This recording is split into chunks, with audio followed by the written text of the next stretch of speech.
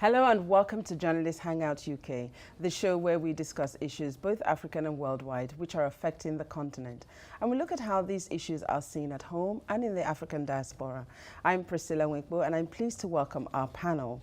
Vuyesiwa Ngombongwana, broadcaster. Tamazanga Jo, journalist and broadcaster. Lanre Akinola, editor of African Business, and joining us by Skype from Lagos is Lakwe Banjo, political and current affairs analyst. So, Lakwe, I'm going to come to you first and foremost. We're discussing the insecurity situation in Nigeria. I've just returned from Lagos. Whilst I was there, unfortunately, there were more killings that took place in Benue State. Can you give us a little update on where we're at now on that particular situation? Sure. The killings are incessant at the moment. And the main issue and the general kind of feeling at home is that the lack of political apathy from President Buhari. And that's mainly because of he hasn't been to visit any of the victims in the recent times. And more importantly, it's now evolving into a more religious and ethnic issue, particularly with the most recent killing in Benue State, which has actually killed a priest and about 16 catechists. So at the moment, there's a lot of religious tensions. There's a lot of ethnic tensions as well. The general elections are nearing. And President Muhammadu Buhari is not exactly concerned about scoring, political points. He's more about dealing with the issue. And he's done this in the past.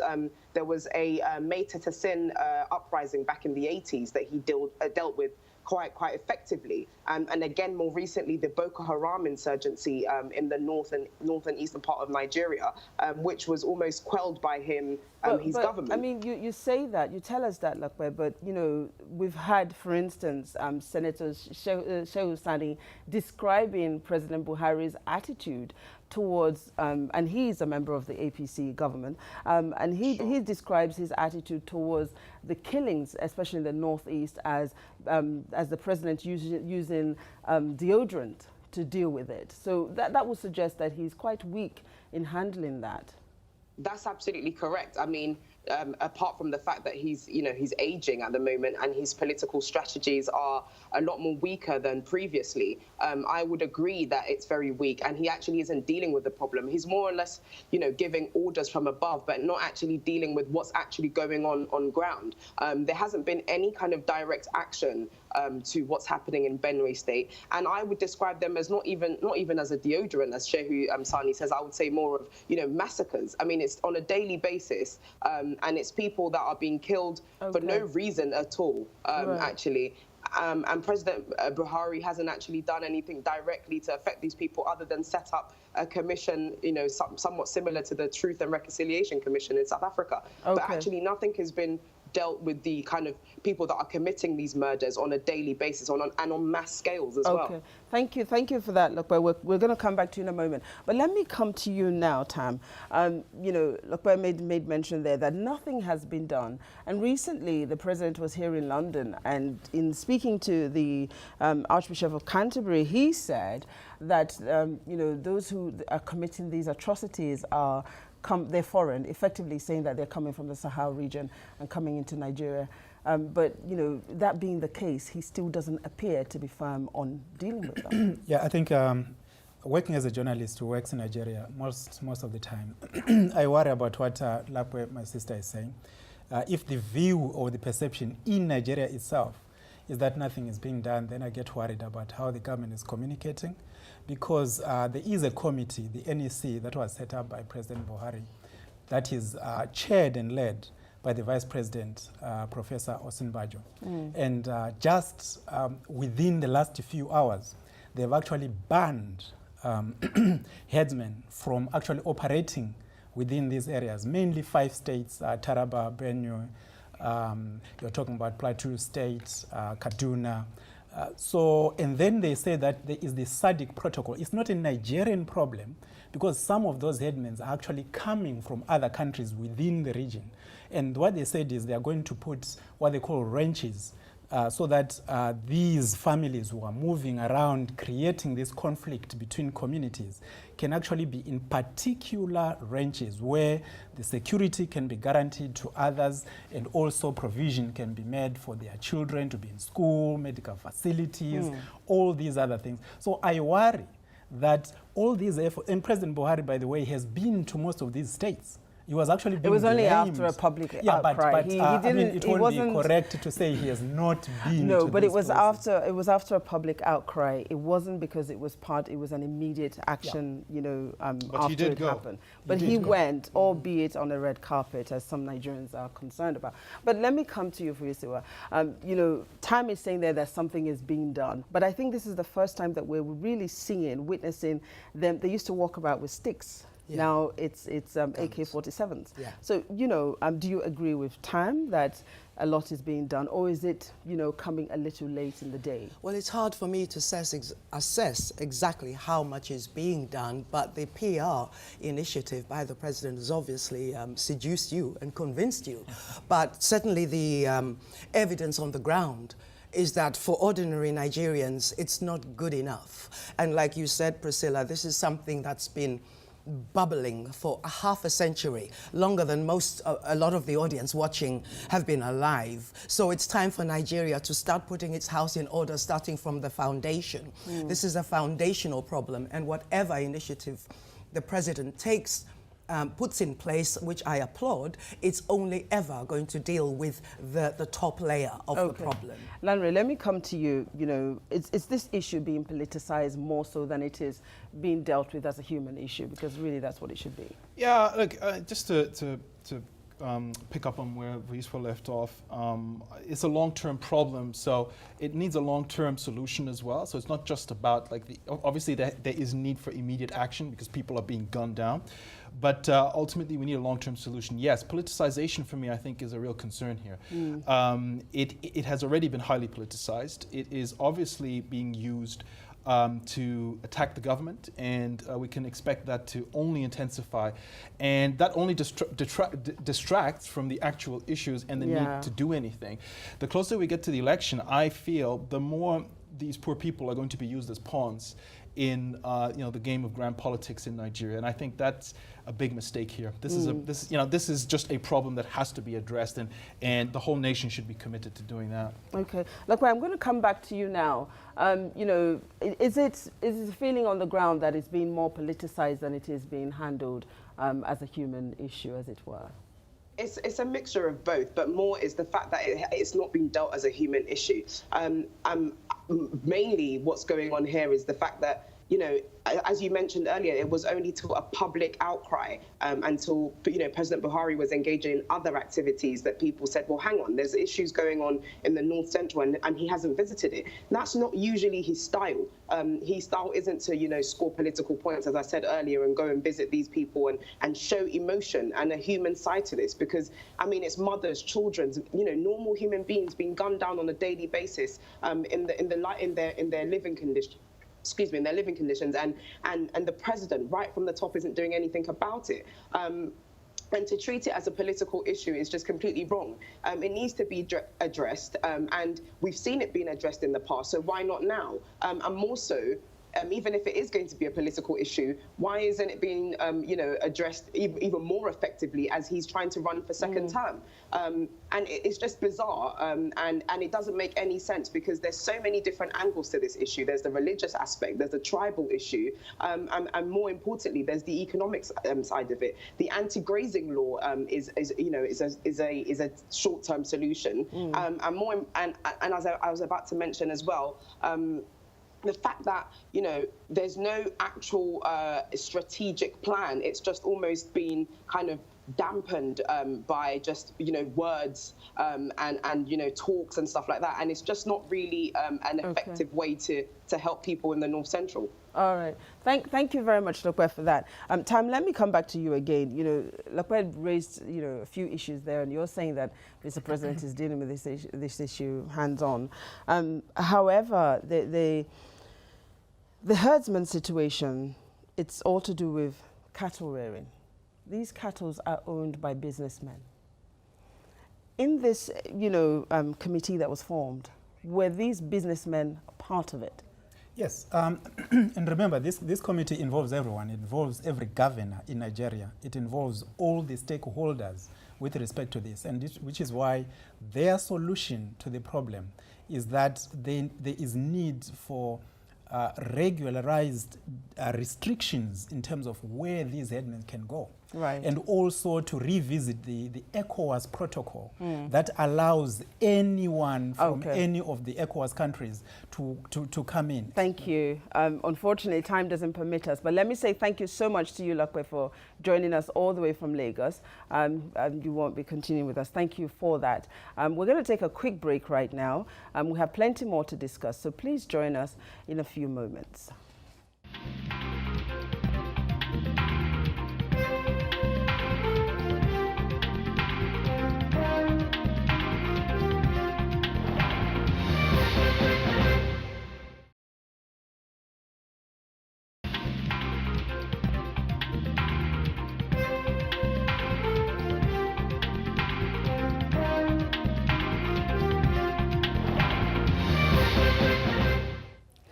Hello and welcome back to Journalist Hangout UK. I'm Priscilla Nwikwa and I'm pleased to welcome back our panel, Vuyisewa Ngombongwana, Tamazanga Jo, and Lanre Akinola. That was a very interesting conversation there in part one, which we will come back to as the series goes on. But ladies and gentlemen, here in London, recently the Windrush issue has been, it's raging on a daily basis. Citizens from the Caribbean that were asked to come into the United Kingdom once upon a time to help build the nation are suddenly being asked to leave. And as a result of this request for them to leave, most of them do not have papers because, they were thought to be British citizens. And so, that was what they believed from when they arrived. They have no papers, they're losing medical treatments, they're losing their homes, they're losing jobs. And this has happened all because the government are trying to hit or meet immigration targets, voluntary removal targets. I'm going to come to you first, Vuyisewa. What were your thoughts when you saw what was happening? A bunch of incompetent, racist people who don't even know their own history. That's the bottom line from my perspective. Okay. My parents were of that generation. We came from Africa, but we're talking about the same immigration dynamic of young, highly, or perhaps not even highly qualified people of African origins who just come here ready to work and really knuckle down and do the jobs that most English people would turn their noses up at. And a fact a lot of people don't remember or take note of is that more people left the UK after the Second World War to go and get the fruits of colonialism in Africa and elsewhere, then came to England to rescue England from its own self-created morass. Now, this generation that did that, there was no super precise questions about where are your papers when they arrived. But now, they are being asked to produce papers which they were assumed to have by an individual. Let's not just name one minister. Let's look at the whole system. Okay? Because this lady, Amber Rudd has inherited a problem that is institutional in its nature. And if we look at it as an institutional racism issue, then we can start to tackle the nitty-gritty details. On that word, Tam, I'm coming to you. Is it institutional racism or is it incompetence? Both. Okay. Mainly because the Home Office in the United Kingdom has been made to behave like that. Even people who went there in good faith, working, very young people who work so hard, they have been made to understand that their job is to discriminate and to treat those that are not. It is the system, the government in particular, government policy, when they talk about a hostile environment. But she was talking about the detail, and I think because we talk about the African diaspora in particular, there are so many, thousands and thousands of Africans that fought on behalf of the British, under the British flag in the Second World War, same as the other citizens of the Commonwealth. So the generation that came in the 1971 Act and probably the 1973 Act, when the United Kingdom was preparing to be part of the European economic community, they said everyone that had come from the Commonwealth for had been in the United Kingdom 5 5 years, automatically became a citizen. So what has happened now is racism. Why? Because there are people who don't look British to some Home Office person, and they are being asked from 1949, imagine that, 1949, you are being asked to provide 4 pieces of evidence for every year, 70 years that you have been in the United Kingdom. Wow. Yet these people were told by an Act of Parliament in 1971 and 73 that they are British, they don't need to do anything else. But they have lost their treatment, they've lost their pensions, homes, their jobs, everything. Okay, so, I mean, Lanre, should the press, the British press, be taking some responsibility for what we are seeing today? You're smiling. Because for decades, we don't have enough time for me to respond to that question. Okay, so in the little time that we have... Also, I don't think it will be acceptable for the audience what I say about the British press. So I'll stick with the Home Office. I need to know, because for decades, we've had the British press. It's been headlined, you know, week after week, day after day. So what I'll say is you can't papers. just point the finger at the press here. What's happening at the moment is and I'm going to sort of be a bit contrarian here, is actually a symptom of success for the government, because this is what the government is trying to achieve. So they are trying to achieve it because they believe it's what the nation wants. There's drama, and you know, people are shouting and this and that. But I suspect behind closed doors that they're not particularly concerned. You know, explicitly, publicly, openly, this government has announced that it wants to, or has declared it wants to create a hostile environment for immigrants. It is succeeding in doing that. This is a great illustration of that. Now, it should be a national embarrassment. It ought to be considered outrageous. Fact is, this is success for the government, but that tells you everything you need to know about this government. Tam, you made mention there that, you know, those that work within the Home Office have been made to behave in this way. They've been made to act in a discriminative manner. But we cannot ignore the fact that for decades, newspaper headlines have suggested that immigration have cost this country so much more, that immigrants are taking out of the system, that immigrants are not contributing. We've seen that. So who then can we say is responsible for this? Because something would have informed the behavior. Why would we have an act of parliament that says 1 minute you're fine and then the next minute we're burning up or destroying documents that you know, gives people their rights? The media, where you have free press, the media will say what they want, but it is up to the government to do the right thing. And the government has chosen to do the wrong thing in this particular instance, probably deliberately, whatever they were trying to achieve. Remember, there are a lot of Asians that came from Uganda, from Tanzania, from Kenya, that were affected by the same act of parliament. But there is no Home Office person who is actually literally stopping them on the streets. What we saw were predominantly people that came from the Caribbean, who came first actually, which is why it's called the Windrush. The Windrush being the mode of transport they used way back in the 40s. Now, what the biggest problem that you have is, if you are being told at point of joining the Home Office that you have targets to meet, that you have to make sure that people that mustn't belong here. There was one Australian girl that spoke very well, who is now a British citizen.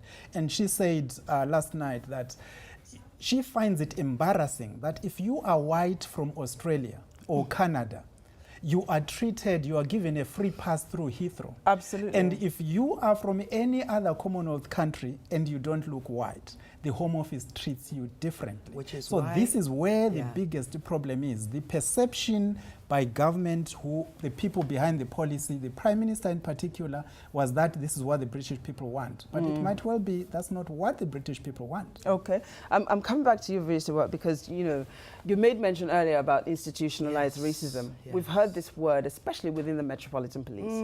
And most people in Britain will think or believe that it's been dealt with. But, you know, listening to Tam, and of course you suggested it earlier, it appears that it's still raging, not just within the police, but in everywhere.